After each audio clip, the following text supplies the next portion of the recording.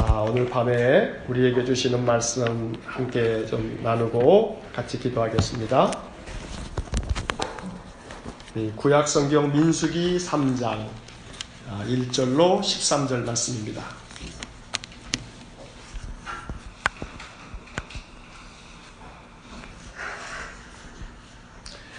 오늘 밤에 우리에게 주시는 하나님 말씀 민수기 3장 1절에서 13절 말씀, 구약성경 196쪽입니다. 민수기 3장 1절에서 13절 말씀, 우리 함께 말씀 읽겠습니다. 여호와께서 시내 산에서 모세와 말씀하실 때에 아론과 모세가 낳은 자는 이러하니라. 아론의 아들들의 이름은 이러하니 장자는 나답이요 다음은 아비후요와 엘르아살과 이다말이니 이는 아론의 아들들의 이름이며 그들은 기름 부음을 받고 거룩하게 구별되어 제사장 직분을 위임받은 제사장들이라. 나답과 아비후는 시내 광야에서 여호와 앞에 다른 불을 들이다가 여호와 앞에서 죽어 자식이 없었으며 엘르아살과 이다말이 그의 아버지 아론 앞에서 제사장의 직분을 행하였더라. 여호와께서 또 모세에게 말씀하여 이르시되 레위 지파는 나아가 제사장 아론 앞에 서서 그에게 시정하게 하라. 그들이 회막 앞에서 아론의 직무와 온 회중의 직무를 위하여 회막에서 시무하되 곧 회막의 모든 기구를 맡아 지키며 이스라엘 자손의 직무를 위하여 성막에서 시무할지니 너는 레위인을 아론과 그의 아들들에게 맡기라. 그들은 이스라엘 자손 중에서 아론에게 온전히 맡겨진 자들이니라. 너는 아론과 그의 아들들을 세워 제사장 직무를 행하게 하라. 외인이 가까이 하면 죽임을 당할 것이니라. 여호와께서 모세에게 말씀하여 이르시되 보라, 내가 이스라엘 자손 중에서 레위인을 택하여 이스라엘 자손 중에 태를 열어 태어난 모든 맞이를 대신하게 하였은즉 레위는 내 것이라. 처음 태어난 자는 다 내 것임은 내가 애굽 땅에서 그 처음 태어난 자를 다 죽이던 날에 이스라엘의 처음 태어난 자는 사람이나 짐승을 다 거룩하게 구별하였음이니 그들은 내 것이 될 것임이니라. 나는 여호와이니라. 아멘. 자, 금요일날 이 3월 첫 주 금요 기도에 이렇게 저녁에도 늦은 시간 참여하신 여러분들을 진심으로 축복합니다. 자, 옆에 뒤에 뜨문뜨문 앉아있긴 해도 그래도 한번 손 한번 쭉 뻗쳐가지고 손 한번 잡아보실래요? 자, 축복합니다. 네. 감사합니다. 하나님 앞에 이렇게 나아오는 발걸음을 하나님 축복해 주시고 또 이 3월 한 달도 하나님의 은혜가 충만하기 원합니다 하는 그런 기도의 마음으로 여러분들이 이 저녁에 나온 줄로 믿습니다. 하나님께서 이번 한 달 동안도 우리를 굳건하게 지켜주시고 또 우리가 믿음 안에서 이 한 달을 잘 살아나갈 수 있기를 간절히 축복합니다. 자, 3월달이 시작하면서 매일 성경으로 민수기를 읽고 있습니다. 민수기의 말씀, 출애굽의 역사 가운데 이 출애굽기도 그렇습니다만 이 민수기도 이 출애굽 여정을 쭉 기록하고 있어서 이 출애굽 여정을 읽어가기 위해서 우리가 민수기를 빼놓을 수가 없는데 민수기야말로 어떤 점에서는 우리의 인생을 이해하려면 민수기를 읽어라 라고 말할 수가 있어요. 인생을 이해하려면 뭘 읽으라고요? 민수기를 읽어라.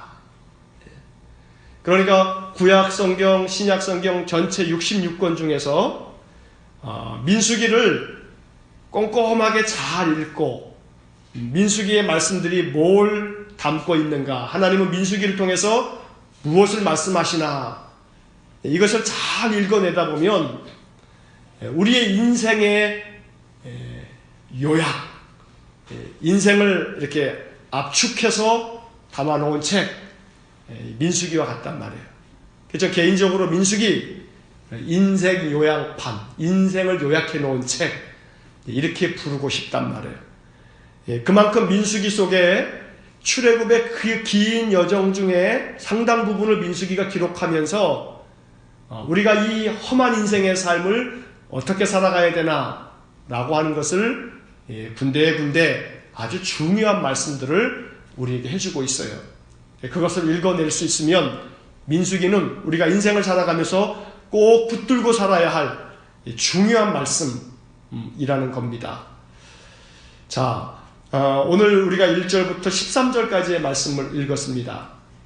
먼저는 1절부터 4절까지의 말씀을 보면 아론의 아들들의 이야기가 나옵니다. 자, 2절 말씀을 보니까 아론의 아들들 이름이 4명이나 나오죠.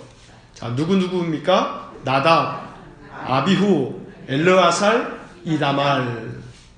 자, 장자는 나답이고, 그 다음에 둘째가 아비후, 그 다음에 셋째가 엘르아살, 넷째가 이다말.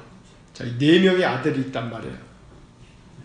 자, 이 4명의 아들들이 아론의 아들들인데, 그들이 어떤 직무를 맡았냐 하면 3절에 보니까 그들은 기름 부음을 받고 거룩하게 구별되어 어떤 직분이요? 제사장 직분을 위임받은 제사장들이라. 자, 아론의 아들들은 하나님께서 제사장으로 그들을 구별하셨어요. 그래서 그들은 이 아론의 자손들이 제사장의 사명을 감당하는 거예요. 어찌 보면 현대식으로 얘기하면 이게 좀 못되게 표현하면 제사장 직분은 세습이 되었어요. 세습. 그러니까 아론 지파, 아론의 자손들만 계속해서 뭐가 되는 거예요? 제사장이 되는 거예요. 요즘으로 얘기하게 되면은 요즘에 한참 이제 교회 개혁 그럴 때 하는 말이 뭐냐면 교회 세습. 이게 아주 사회적인 지탄을 받고 있단 말이에요. 교회 세습. 교회 세습이라는 게 뭐냐면은 아버지가 담임 목사를 하다가 은퇴를 하면은 그 아들이 신학을 한 다음에 아들이 목사가 돼서 그 교회 담임 목사로 아들이 이제 물려받는 거예요. 그걸 교회 세습이라 이른단 말이에요. 근데 제사장 직분은 어떻게 했냐면 계속해서 아론의 자식들이 이어가도록 세습을 하도록 했단 말이에요.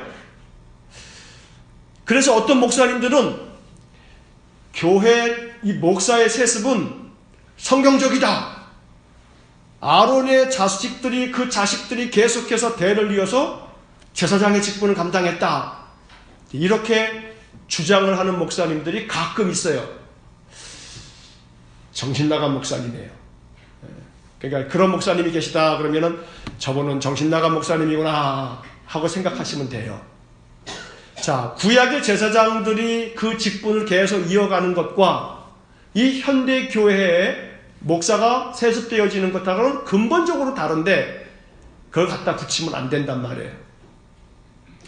물론 저 시골교회 그저 어르신들밖에 없어서 한 7, 8명밖에 안 되는 어르신들만 있는 교회 아버지가 목사인데 그 아들이 뜻이 있어서 목회를 이제 신학을 해서 목사가 됐다면 그 아들이 그 아버지 그 교회에 내가 담임 목사 하겠어 라고 한다면 박수를 칠 만한 일이에요. 왜냐면 그 시골교회 어르신들 70, 80 넘은 노인들만 5, 6명 있는 교회에 목사들이 가려고 해요? 안 해요? 안 해요. 그런 교회 그 아들이 아버지를 위해서 그 교회를 지키겠다, 어른들을 섬기겠다, 다만 서너 명이라도 교회를 출석하며 예배할 수 있도록 하겠다. 그러면 그건 매우 귀한 일이에요. 그런데 몇백 명, 몇천 명, 몇만 명 되는 교회에 아버지가 담임 목사인데 그 아버지 교회를 내가 잇겠다. 이어서 내가 담임이 되겠다. 이것은 참 거시기한 거예요. 그 큰 교회가 가지고 있는 그 권력, 그 재력, 그 영향력, 그것을 그냥 물려받겠다는 심사인 거예요. 이 현대 교회가 가지고 있는 구조와 이스라엘 백성들의 이 제사장들과는 근본적으로 다르다라고 하는 것을 우리가 이해할 필요가 있어요. 자, 오늘은 주제가 그런 얘기가 아니니까 그런 얘기는 나중에 또 한 기회가 있을 거고, 오늘 본문의 말씀에 보면 이 아론의 네 아들들이 제사장의 직분을 위임받았다. 자, 한번 따라해 보세요. 그런데 다시 한번 그런데 제사장의 직분을 내가 위임받았다. 자, 따라해 보세요. 제사장 직분을 누가 위임받았어요? 누구요? 내가. 여러분들이 말이에요. 여러분들이. 제사장 직분을 위임받은 게 아론의 아들들이 아니라 누구라고요? 여러분들이란 말이에요. 아이고, 나 신학하고 또 그러면 목사가 돼야 되나? 가 아니고, 우리가 잘 아는 성경 구절이 있죠? 베드로전서 2장 9절을 한번 찾아보겠습니다. 이 필수 구절이에요. 필수 구절. 이 필수 구절들을 성경에 나오는 아주 중요한 구절들이 있어요. 이 중요한 구절들은 우리가 꼭 알고 있어야 되는 구절들이에요. 자, 베드로전서 2장 9절. 제 말이 참말인가 거짓말인가를 확인하셔야 되기 때문에 찾아보시라는 거예요. 신약성경 377쪽. 제가 가진 성경으로는 377쪽. 베드로전서 2장 9절 말씀 찾으셨으면 한번 읽어보겠습니다. 그러나 너희는 택하신 족속이요 왕같은 제사장들이요 거룩한 나라요 그의 소유가 된 백성이니 이는 너희를 어두운 데서 불러내어 그의 기이한 빛에 들어가게 하신 이에 아름다운 덕을 선포하게 하려 하심이라. 아멘. 여기서 그러나 너희는, 자, 여기서 너희는 누구냐 하면 이 베드로가 이 서신을 보내면서 그 당시에 초대교회 소아시아 지역의 많은 교회의 성도들을 말하는 거예요. 이제 그러면 아이고 이거는 우리가 아닌데요? 그 당시 사람들인데요?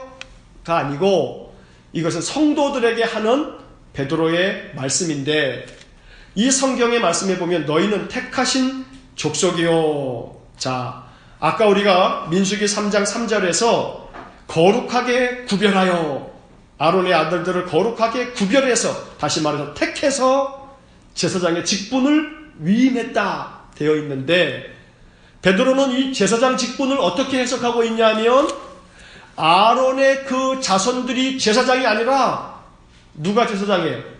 너희가 제사장이다. 그것도 왕같은 제사장이다 라고 말하고 있단 말이에요. 자, 다시 한번 따라해 보세요. 내가 왕같은 제사장이다. 자, 여러분들이 뭐예요?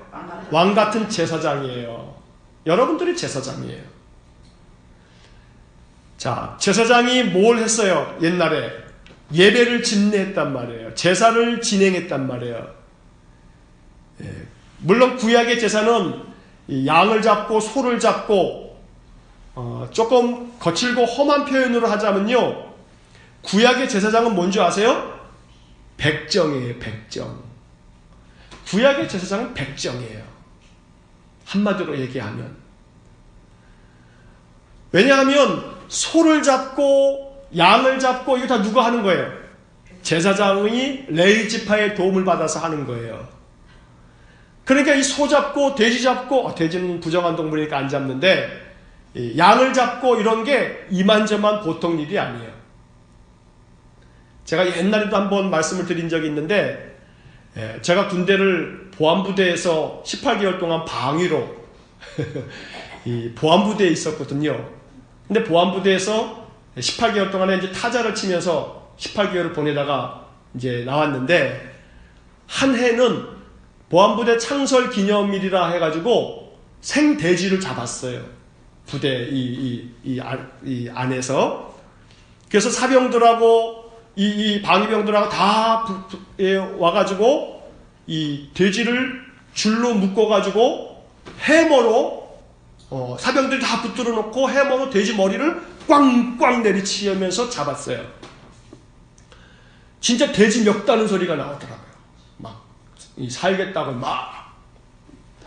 그래가지고 그 돼지를 잡는데, 와, 우리 식당에 있는 우리 고참이, 이 주방, 저기 식당병이, 얘, 한참을 내리치니까 얘가 이제, 콱, 이제, 쓰러지지 않겠어요?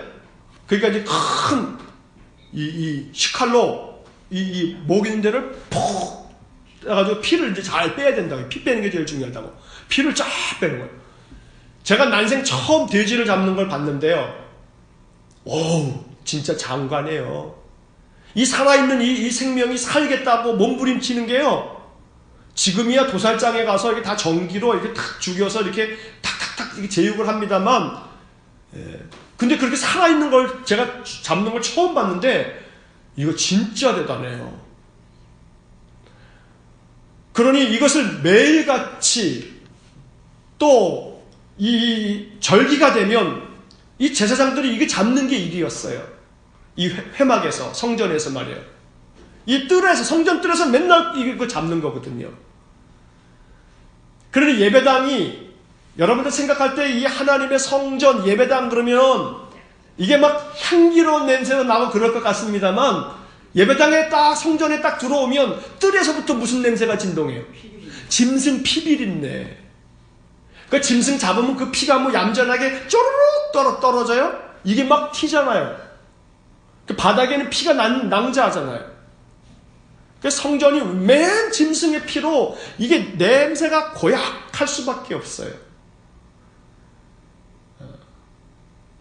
여담입니다만, 여러분들 얼굴 찡그립니다만, 그렇게 잡은 고기를 통 바베큐로 해가지고 빙글빙글 하루 종일 기름을 쫙 빼가지고 탁 먹는데, 와, 제가 그런 고기를 지금까지 먹어본 적이 없어요. 고개, 얼굴을 찡그리셔서 제가 너무 맛있더라. 자, 그런데 이제 이야기는, 이제 초점은 여기에 있는 거예요. 그 짐승을 제사장들이 늘 잡는 일을 하는 거예요. 자, 이게 곤욕스러운 일인데, 근데 중요한 것은 왜 이렇게 짐승을 잡아서 바치냐 하면, 사람을 잡아 죽일 수 없으니까. 사람을 잡아 죽일 수 없으니까. 그러니까 사람 대신에 누가 죽는 거예요? 짐승이 죽는 거예요. 그리고 그 짐승에다가 잡기 전에 어떻게 하냐면 제사장들이 안수를 해요. 짐승의 머리 위에다 딱 안수하고 난 다음에, 그 다음에 잡아 죽이는 거예요. 그래, 안 죽겠다고 얘네들 얼마나 발버둥 치겠어요. 짐승이, 말도 못하는 짐승이 말이에요. 그럴 때마다 이스라엘 백성들은 그 광야에서 그 짐승을 잡으면서 늘 무슨 생각하냐면, 우리가 죽어야 되는데 누가 죽는다? 짐승이 죽는다. 그러니까 예배가 말이에요. 지금 우리의 이렇게 앉아서 편하게 드리는 이 예배하고는 질적으로 다른 거예요. 짐승을 하나 잡을 때마다, 걔가 그냥 꽉꽉 소리칠 때마다 무슨 생각을 하냐면, 제사장 무슨 선포를 하냐면, 우리의 모든 죄를 이 짐승이 대신 지고 죽는다 하고 선언하고서 죽이는 거예요. 근데 실제적으로 그 구약의 성도들은 내 모든 죄를 짐승이 지고 제가 죽는다, 제가 지금 죽어가고 있는, 자기가 키웠던 그 소가, 자기가 키웠던 양이 죽는 것을 보면서 이게 마음이 어떻겠어요? 여러분, 강아지 한 마리를 키우다가도 그 키우던 강아지가 죽으면 얼마나 마음이 애려요. 근데 그 키우던 것들을 그렇게 나의 죄를 대신해서 얘가 죽는다 그러면 이게 심장이 벌렁벌렁 거리는 거예요. 이게 이 직분을 제사장들이 감당을 했단 말이에요. 그러면서 제일 제사장들 속에 와 닿은 건 뭐냐 하면, 우리의 모든 죄를 이 짐승이 짊어졌다. 이것을 제사장들이 집례도 하고, 그러면서 이제 너희들에게는 중요한 건 뭐냐면, 모든 죄가 이제는 너희들이 사함받았다 하고 제사장이 선포하는 거예요. 이게 복음이거든요. 자, 그러다 보니 이 제사장의 직분이 누구에게 주어졌다고요? 누구에게? 우리들에게. 아론과 그 자손들에게인데, 동시에 베드로는 그 제사장이 누구라 그랬어요? 나다. 우리다. 너희가 택하신 제사장이다. 자, 그러면 이 말씀 속에서 우리가 깊이 깨닫고 기도해야 할 제목은 바로 여기 있는 거예요. 우리가 제사장의 직분을 어떻게 해야 돼요? 감당해야죠. 제사장의 직분을 감당한다라고 하는 것은 다름이 아니에요. 늘 이 짐승을 잡는 것을 백성들이 하지 아니하고 그 일을 누가 대신하는 거예요? 제사장이 대신하는 거예요. 제사장이 희생 제사를 대신 진행을 하는 거예요. 사실 짐승 잡는 게 이게 제가 좀 전에 제 부대 얘기도 했습니다만 이게 쉬운 게 아니에요. 이만저만 이게 번거롭고 힘든 일이 아닌 거예요. 그런데 그 모든 굳은 일들을 다 누가 하는 거예요? 제사장이 하는 거예요. 너희는 왕 같은 제사장이다. 이 왕 같은이라고 하는 표현이 붙어 있어가지고 가끔 이게 오해가 되는데, 중요한 것은 제사장은 모든 굳은 일들, 성도들의, 이 백성들의 모든 굳은 것들을 누가 감당한다고요? 제사장이 감당한다고요. 우리에게 제사장 직분이 주어졌다라고 하는 것은, 제사장이라고 하는 것은 그저 폼 잡고 뭐 이런 것이 아니고, 높은 어떤 직책과 자리가 아니고, 사실 제사장은 모든 것을, 온 백성들을 그 허물들까지 끌어안고 대신하는 자리란 말이에요. 대신하는 자리, 굳은 것 대신하는 자리, 험하고 굳은 일 대신하는 자리. 결국 그 직분이 우리에게 주어졌다. 너희가 왕같은 제사장이다. 그런 제사장을 하나님이 왕같이 여길 거다 라고 해석하는 게 옳아요.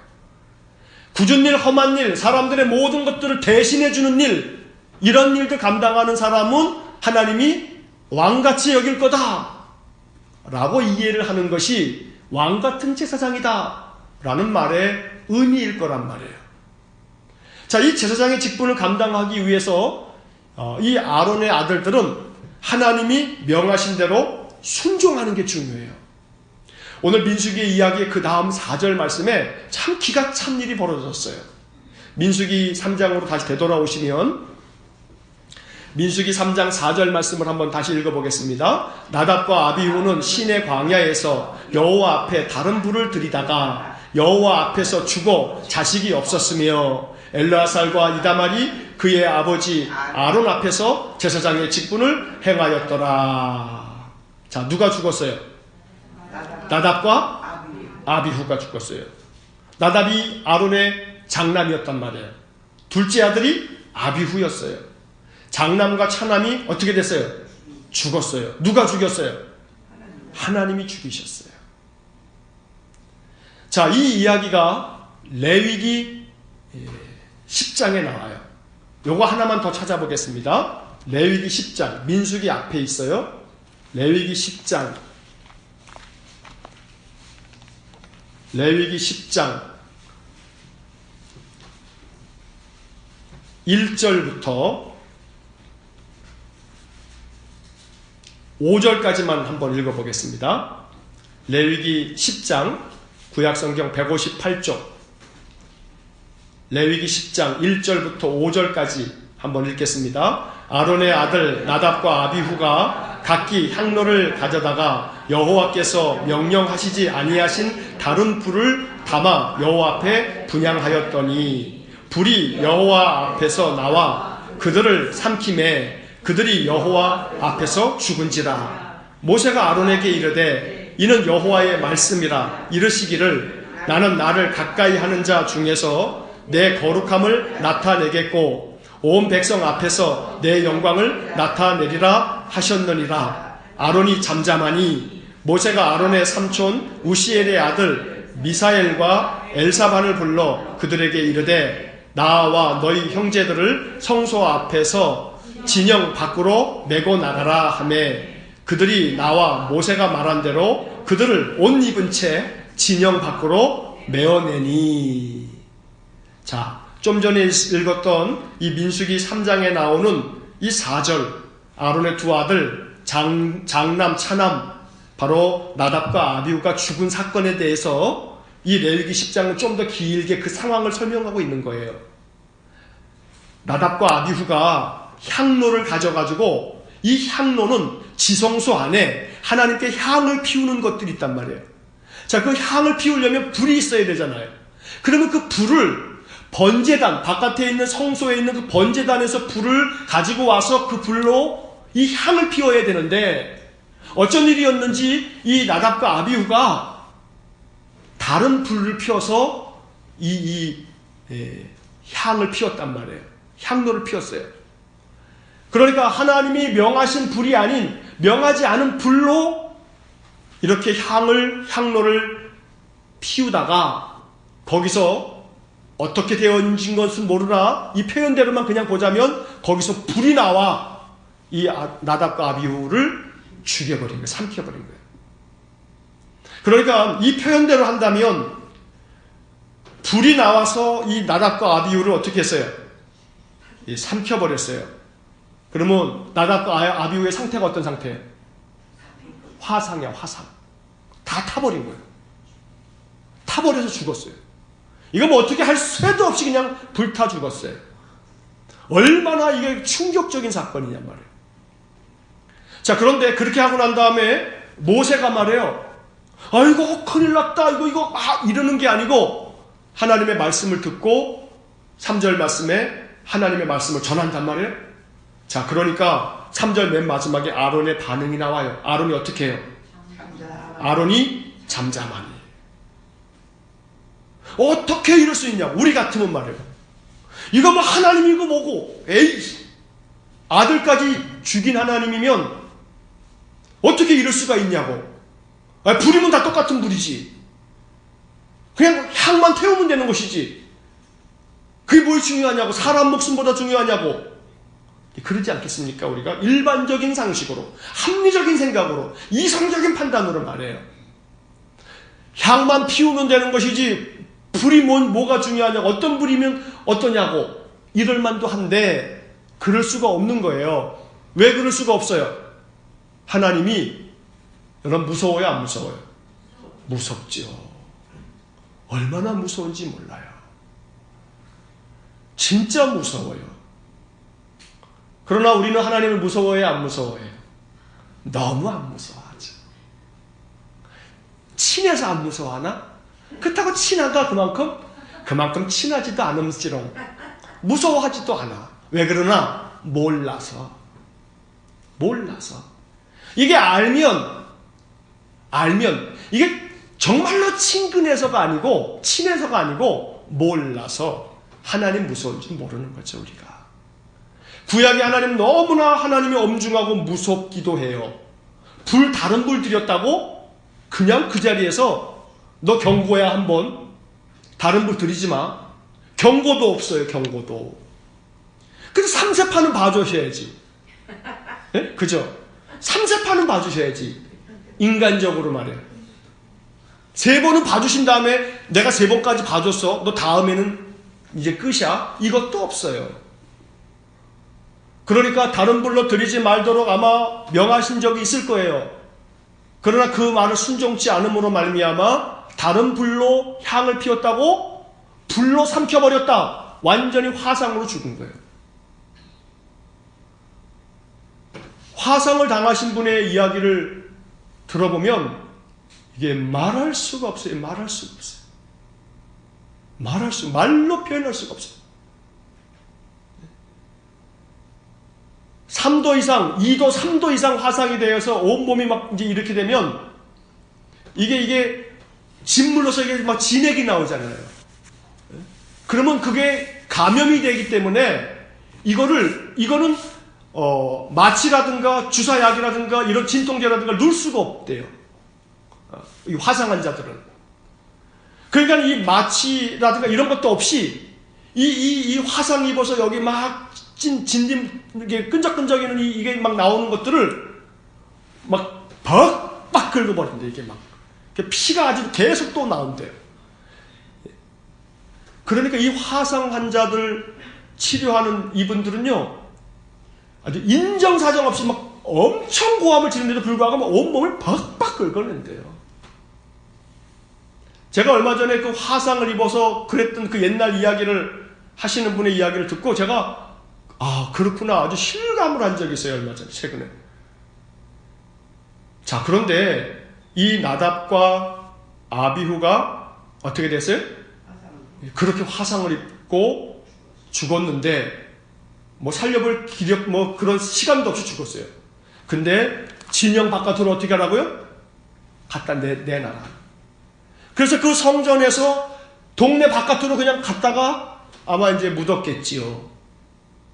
자, 그러면 이게 도무지 우리로서는 납득할 수 없는 이야기들이에요.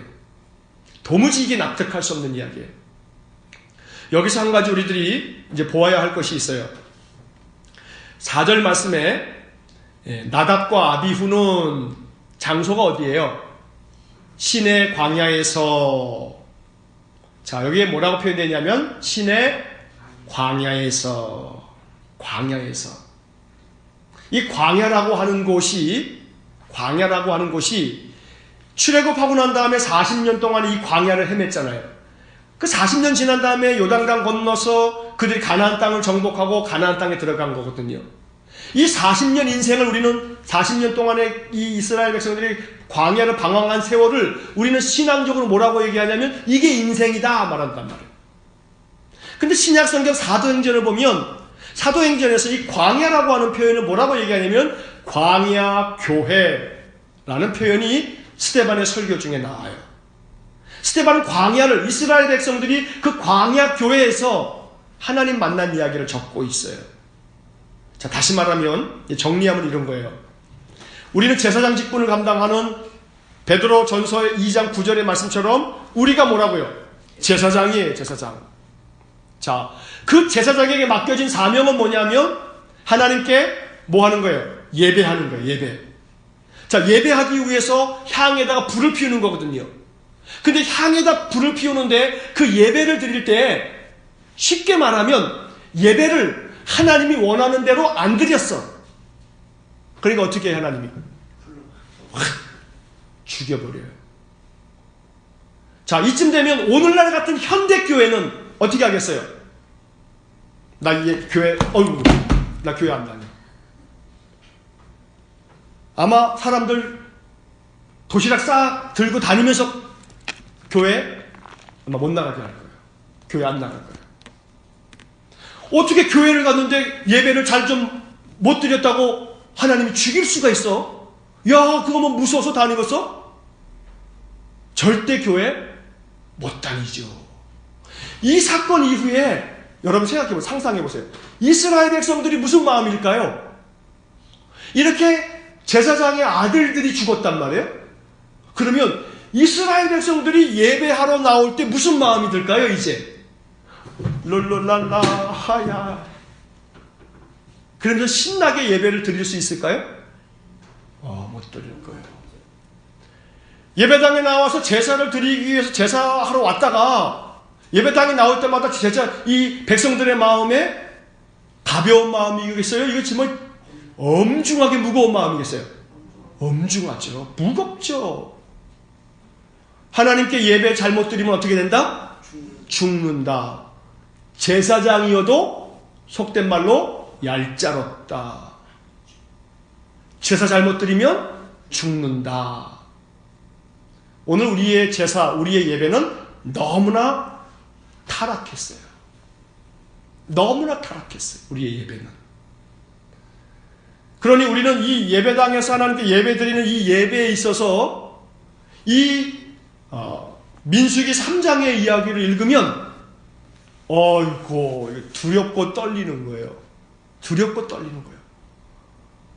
결국 이 민수기 3장의 이 나답과 아비후가 죽은 이 사건은 이스라엘 백성들로 하여금 그 이후로 모든 예배에 있어서 하나님께 드리는 이 예배야말로 우리의 삶에 있어서 얼마나 중요한 건가, 하나님이 예배를 얼마나 중요하게 여기는 건가 라고 하는 문제를 우리에게 던져주는 거예요. 예배는 하나님께로부터 은혜를 얻는 시간이에요. 예배 드리면서 죽자고 예배 드리는 사람 아무도 없어요. 어이 미쳤나, 예배 드리다가 죽으러 내가 예배를 오게 해. 그런데 이 이야기는 우리에게 상징적인 의미를 갖고 있는 거예요. 뭔 이야기냐 하면 하나님은 예배 가운데 엄중하게 살아계시는 분이시다. 엄중하게 살아계시는 분이시다. 신약의 말씀처럼 하나님이 길이 참으시니까 매우 참고 계시니까 그럴 뿐이지, 우리가 살아있는 것 뿐이지, 하나님은 매우 엄중하게 우리의 예배를 받으시는 분이다. 솔직한 말로요, 우리가 죽고 난 다음에 심판이 없다면 예수 믿을 이유가 있어요, 없어요? 없어요. 왜 미쳤다고 예수 믿어요? 아이고, 이 금요일 저녁에 말이에요, 이 소위 말해서 세상 사람들은 불타는 금요일이라고 말해요. 신나게 이 주말을 즐겨야 되는 이 저녁에 미쳤다고 이렇게 1시간 반씩 와가지고 이게 뭔 꼴이래? 참 한심하기 짝이 없죠. 그러나 예수를 믿는 이유는 히브리서의 말씀처럼 사람이 한 번 죽는 것은 정한 것이고 그 이후에는 뭐가 있어요? 심판이 있다. 우리가 인생을 살아가면서 예수를 믿는 믿음이 주는 우리의 그 강건한 힘을 믿기 때문에 예수를 믿는 거거든요. 자, 그런데 그 예수를 믿으면서 하나님이 우리를 얼마나 참아주시는지, 제가 종종 말씀드리는 것처럼 이렇게 말하고 있는 저 역시 마찬가지. 다를 바가 없어요. 하나님이 지금 이 나답과 아비후에게 진노하심처럼 온전한 예배를 드리지 못하는 그 사람들에게 이렇게 반응하신다면 아마 목사부터 여러분들이 못 보실지도 몰라요. 목사부터 먼저 하나님이 확 그냥 불러 삼키시겠죠. 그러나 우리는 끊임없이 용서함을 받고 있단 말이에요. 왜요? 누가 대신 죽었기에? 예수 그리스도가 대신 죽었기에. 예수가 대신 죽었기에 내가 지금 살아있는 거예요. 하나님이 나를 용납하고 계시는 거예요. 지난 한 주간을 살면서 여러분 죄 안 지셨어요? 나 착한 일밖에 안 했는데, 나 나쁜 일 안 했는데, 나쁜 일을 안 한 게 죄가 아니고 하나님 뜻대로 못 산 게 죄란 말이에요. 그러니까 하나님 뜻대로 못 살았으면, 솔직한 얘기로 나답과 아비후가 나쁜 짓 했어요? 예? 향을 피우는데 다른 불 갖고 피웠다는 거예요. 그게 뭔 대수인데 피우기만 하면 됐지, 향을 안 피운 것도 아니고. 그런 생각이 안 드냔 말이에요. 그러나 하나님 말씀대로 안 했다고 이렇게 사단을 내셨는데, 그러니 우리가 주의 성전에 나올 때 한 주간 동안에 하나님이 명하신 대로 우리가 살았냐 이 말이에요. 그러면 살아계신 하나님을 우리가 믿는다면 우리는 맨날 교회 나올 때마다 어떻게 되는 거예요? 송장돼서 나가는 거예요. 죽는 거예요. 또 죽는 거예요. 그러나 죽지 않고 살아있음이 뭐예요? 하나님이 길이 참으사 누구를 대신해서 죽여요? 당신의 아들 독생자 예수를 대신하여 죽게 하셨단 말이에요. 그래서 예수의 죽음으로 말미암아 우리가 죄사함을 얻고 늘 하나님께 나와서 이렇게 자유롭게 평화롭게 하나님 앞에 예배를 엄중하게 드리지 않아도 하나님은 어떻게 하고 계세요? 살려주신단 말이에요, 우리를. 그러면서 우리에게 말씀하시기를, 베드로전서 2장 9절 말씀처럼 너희는 택하신 왕같은 제사장이다. 그러면서 우리에게 제사장 직분을 우리에게 주시는 거예요. 그 제사장 직분이 오늘 민수기 3장 5절서부터 13절까지 쭉 기록이 되어져 있는데, 아론을 도와서 너희들의 그 직무를 다해라. 그러면서 레위 지파와 제사장들에게 직무를 맡겨주셨어요. 너희들이 너희 직무를 위하여 성막에서 심우할지니, 직무라고 하는 말이 나와요. 직무. 다시 말하면 결국 하나님께서 날마다 우리들에게 예수 그리스도로 말미암아 죄사함을 허락하시고 우리에게 생명을 이어가시면서 예배할 수 있도록 이 사명을, 이 복된 은혜를 주시면서 우리에게 맡기시는 게 있는데, 그것이 바로 제사장들에게 맡겨진 바로 그 직무, 이 직무가 우리에게 맡겨졌다 이 말이에요. 자, 다시 민수기 3장으로 가서 마지막으로 이 말씀을 이제 읽어보도록 하겠습니다.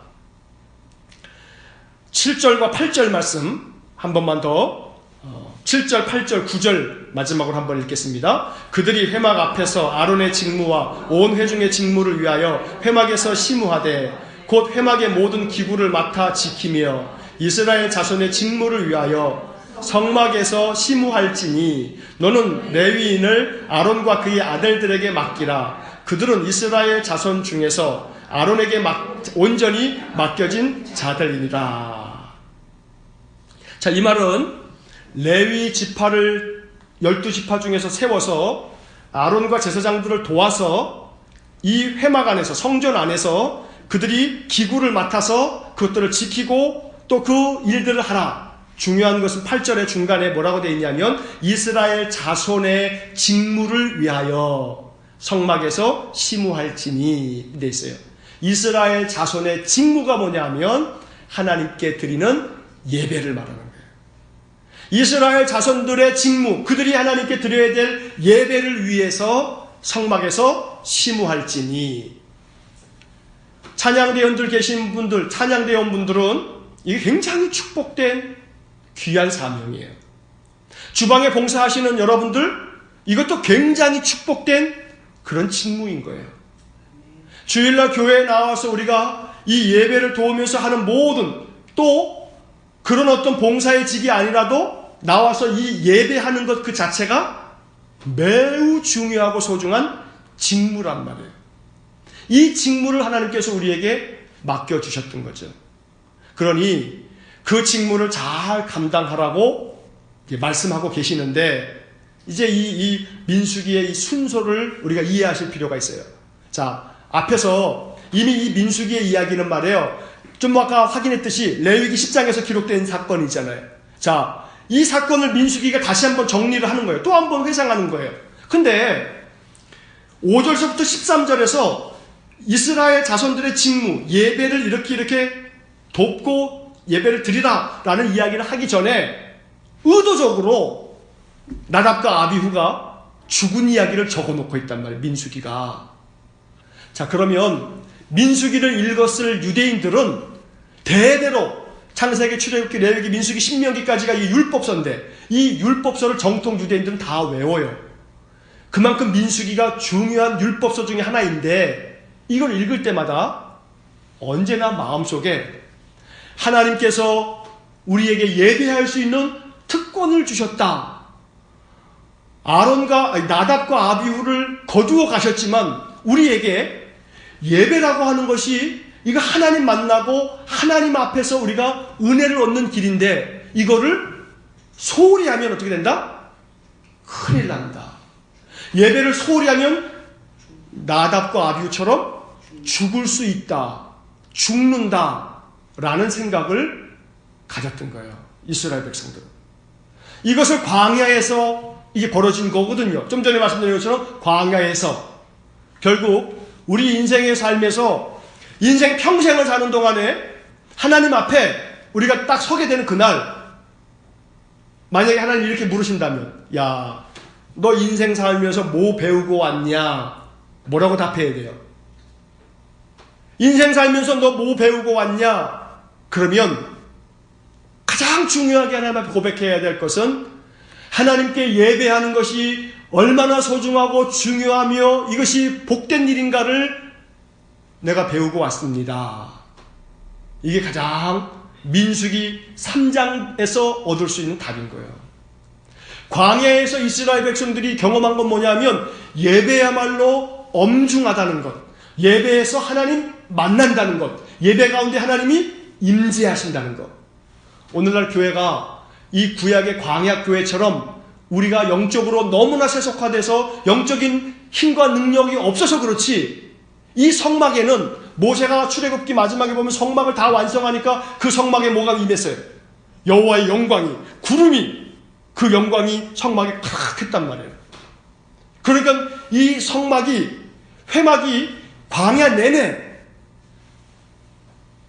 이스라엘 백성들이 행진하려면은 그 성막에 뭐가? 구름 기둥이, 밤에는 불 기둥이, 움직이면 따라 움직이고 멈추면 멈추고, 이것을 생생하게 경험했던 것이 광야였던 거예요.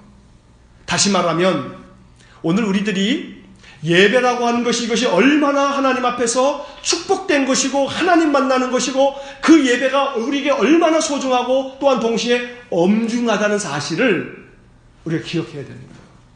이 민수기 3장은 우리가 절실히 이것을 느껴야 되는 거예요. 그리고 그 가운데서 예배를 돕는 사역, 이게 얼마나 소중한 일인지를 보여주고 있는 거예요.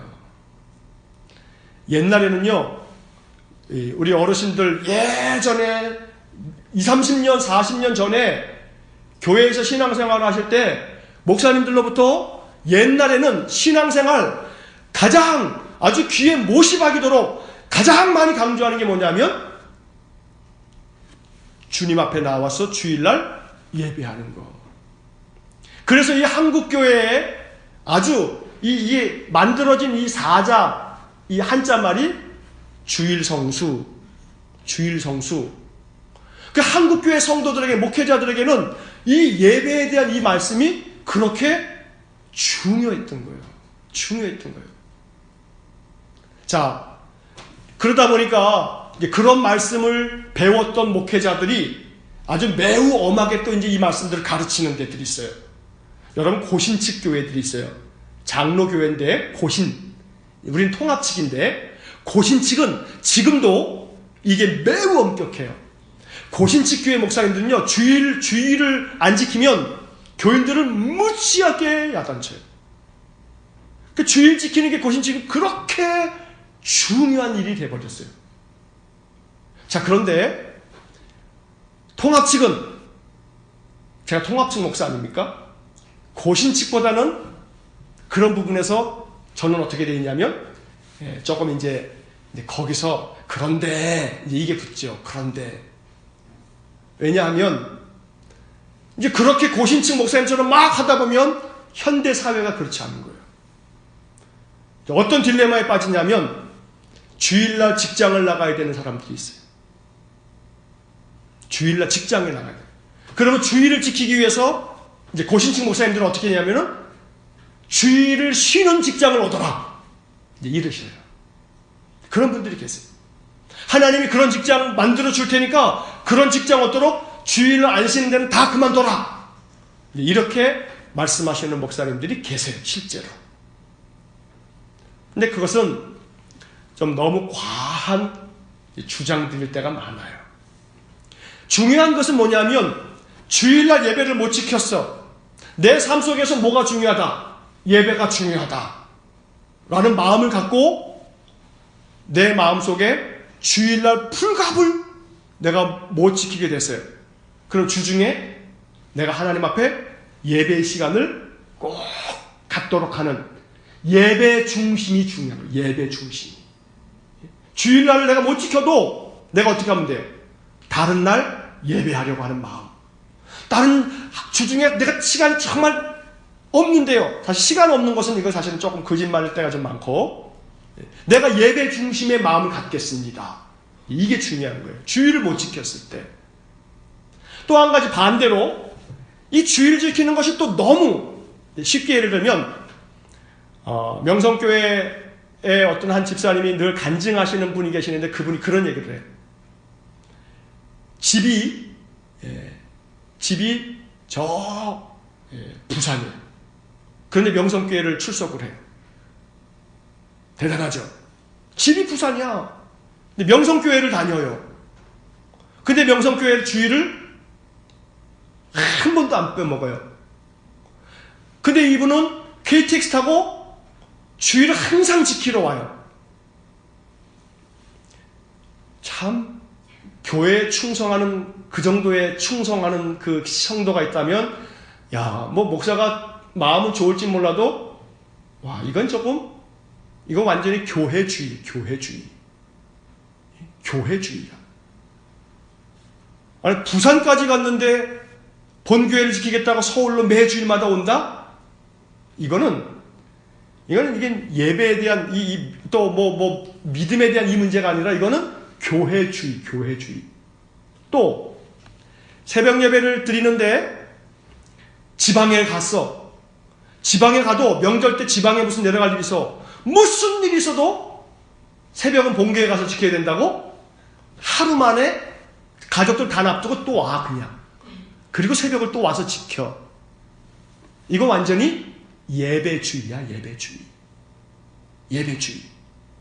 새벽에 거기 갔으면 거기서 예배 드리면 되고, 그 동네 어디 교회 가기가 그러면 새벽에 깨서 하나님께 기도하면 되고, 근데 그냥 새벽 예배 본교회 지켜야 된다고 지방까지 가서 가족들하고 다 갔다가도 자기만 혼자 와서 새벽을 또 지켜. 이건 예배주의. 부산에서 사는데도 불구하고 본교회가 여기라고 매 주일마다 이 서울까지 오는 사람은 교회주의. 이건 아니에요. 이거는. 그러니 이 민수기의 말씀을 문자 그대로 받아들이는 것의 위험성을 교회주의, 예배주의, 여기서 우리가 잘 분별해야 되는데, 그러나 이 모든 것들을 다 참고하더라도 중요한 것은 광야의 삶에서 하나님이 이스라엘 백성들에서 이 광야 학교에서, 광야 교회에서 이스라엘 백성들을 가르쳤던 가장 첫 번째 가르침은 뭐냐면, 뭐가 중요하다? 예배가 중요하다. 왜? 예배 가운데 누가 있으니까? 하나님 계시니까. 그러니 그 예배를 소홀히 하면 된다, 안 된다? 안 된다. 예배가 엄중하다. 마치 나답과 아비후가 죽었지 않느냐? 이건 하나의 이 상징이란 말이에요. 나답과 아비후가 그렇게 죽었는데 너희들 그만큼 예배가 중요하다는 사실, 그 예배에 온 마음을 담을 줄 알아야 된다는 것, 바로 이것이 오늘 민수기 3장을 통해서 우리가 확인하는 바예요. 그러니까 제가 우리 성도들 예배에 대한 부분에서 여러분들에게 지나치게 야단하면서까지 그러지는 않죠. 왜냐하면 이 예배에 대한 부분들을 어느 기회가 돼서 이렇게 또 민수기를 읽다가 또 이 금요일 저녁에 오늘 아침에 읽었던 이 매일 성경 본문인데, 그럴 때 그냥 자연스럽게 의도적이거나 억지로가 아닌 말씀을 배울 타이밍에서 이 말씀들을 배우면서 예배주의에 빠져서도 안 되고 교회주의에 빠져서도 안 되지만, 그러나 예배는 하나님이 이곳에 머물러 계시는 곳이니 하나님께 예배함을 중심에 두고 늘 살아가는 그러한 삶이 바로 하나님께서 광야에서 이스라엘 백성을 가르쳤던 그 가르침의 중심이라는 사실을 우리가 잊지 말아야겠습니다. 그래서 하나님이 예배하는 자를 보시고, 예배하는 자들이 우리가 죄와 허물이 많지만 우리가 죽어야만 되지만, 구약시대처럼 짐승을 잡아 죽이듯이 죽어야만 되지만, 하나님 우리를 죽이지 않으시고 누구를 죽으셨어요? 예수를 대신 죽이셨어요. 당신이 독생자를 죽이신 거예요. 그러니까 예배당에 나올 때마다, 십자가를 바라볼 때마다 늘 우리는 무슨 생각해야 되냐면, 내가 지난 한 주간 동안에 몇 번이고 죽었어야 되는데 하나님이 살리셨다. 대신 예수 그리스도께서 십자가에서 날 대신해서 죽으셨다. 이 사실을 잊어버린다면 예배는 소홀하게 드리는 거예요. 예배가 항상 가장 중요한 것은 내가 지난 한 주간 죄와 허물로 죽었어야 하는데, 내가 제사장 이 예배하러 왔다라고 하는 것은 내가 제물로 드려지러 오는 건데, 죄로 말미암아 내가 이 예배당에서 죽을 것인데, 예배당에 나올 때마다 지난 한 주간에도 하나님은 나를 살려주셨다. 나를 대신해서, 내 죄와 허물을 대신해서 예수 그리스도께서 십자가에 죽으셨다. 이 사실을 예배당에 나올 때마다 고백하는 그 고백의 기도가 있어야 된다는 겁니다. 그럴 때 하나님께서 우리를 귀하고 복되게 여기실 것이고 우리에게 은혜를 주실 줄로 믿습니다. 그래서 날마다 여러분들이 예배하러 나오실 때 예수 그리스도께서 나를 위해 십자가에 죽으셨다. 그래서 내가 또 한 주간을 살았다. 이번 한 주간도 주님의 은혜로 난 살 것이다. 라는 그런 마음을 우리가 깨닫고 깨달을 때 하나님 우리에게 풍성한 은혜와 복을 내려주실 것입니다. 우리의 삶 속에 언제나 예배를 통해서 하나님의 은혜가 충만하게 깃드시기를 주의 이름으로 간절히 축원합니다. 예배가 두려움의 시간도 아니지만, 그러나 동시에 소홀하게 여겨져야 될 그런 시간도 아니고, 이 예배를 통해서 하나님 앞에 나오는 이들에게 하나님은 그 예배하는 자들에게 한없는 은혜를 주신다라는 사실을 우리가 기억하셔서, 우리가 인생의 삶, 예배가 성공될 때, 예배가 온전히 하나님 앞에 드려질 때, 바로 하나님은 우리에게 가장 복된 은혜를 내리신다. 결국 예배에 성공한 사람이 인생 성공한 사람입니다. 예배가 온전하게 하나님 앞에 드려지는 사람이 바로 인생 가장 귀하고 귀한 하나님께로부터 인정받는 그런 사람이 될 것입니다. 그래서 함께 모여서 성전에서 예배 드리는 이 예배하는 함께 연합하여 모이는 이 공동체 예배도 중요한 것이고, 더 나아가서는 이것만 중요하니 그저 무조건 모여야 된다 하는 그런 이 교회주의나 예배주의를 우리들의 마음속에 신봉해서는 안 되고, 여러분들이 흩어지면 흩어진 삶 속에서 어떻게 해야 되는 거예요? 그 삶의 자리가 예배의 자리가 돼서 언제나 하나님께 기도할 줄 알고, 또 입술로 한마디 한 소절 찬송 부를 줄 알고, 하나님께 기도할 줄 알고, 말씀을 펴 읽을 줄 아는, 언제나 하나님이 계신 그러한 예배의 삶이 되어지시기를 주의 이름으로 간절히 축원합니다. 우리 이 시간 잠시 한번 같이 기도하시겠습니다.